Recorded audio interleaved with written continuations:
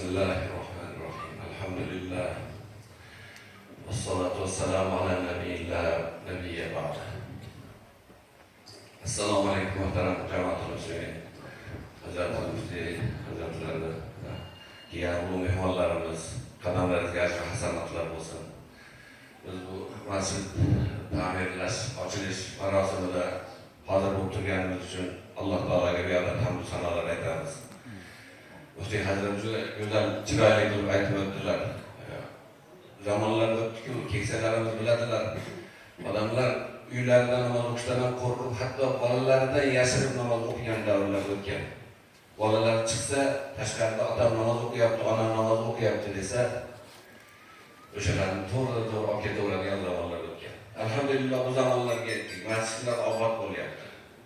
Men bu masjidni ko'rib, xursand bo'lib, hayolimdan Haq subhanahu va taolaning bu oyatlari o'tyapti. Janob Haq aytadi: "A'udhu billahi minash shaytonir rojim. Fi buyutin adinallohu an turfa'a va yuzkara fiha ismuhu yusabbihu lahu fiha bil-ghuduwwi wal-asali rijalun la tulhihim tijaratun wa la bay'un an dhikrillahi wa iqamis salati wa ita'iz zakah. Yakhafuna yawman tataqallabu fihi al-qulubu wal-absar." Haq Taala aytadi. Alloh taolo o'zini osmonlar va yerning nuri ekanligini aytib, bu nurni bir misol keltirib, bu bir chiroqqa o'xshaydi. Bir tashlanib turgan shishaning ichida juda pokiza yog'dan, moydan quyilib yoqiladigan bir chiroqki, bu chiroq mana bu uylarda bo'ladi. Ya'ni Allohning masjidlarida bo'ladi deydi. Alloh taolo bu masjidlarni baland qilib bino qilishga izn berdi, buyurdi.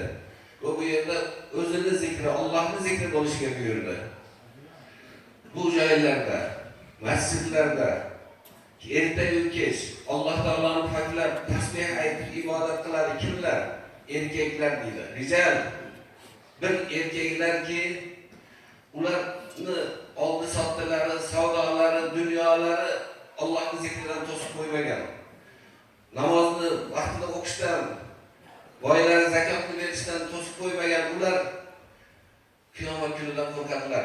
Qalblar va ko'zlar qaltirab qoladigan kundan qo'rqqanlaridan Allohning uyida namoz o'qiydilar deydi. Alloh taolo masjidlarni baland qilib ko'tarishlikka izn berdi.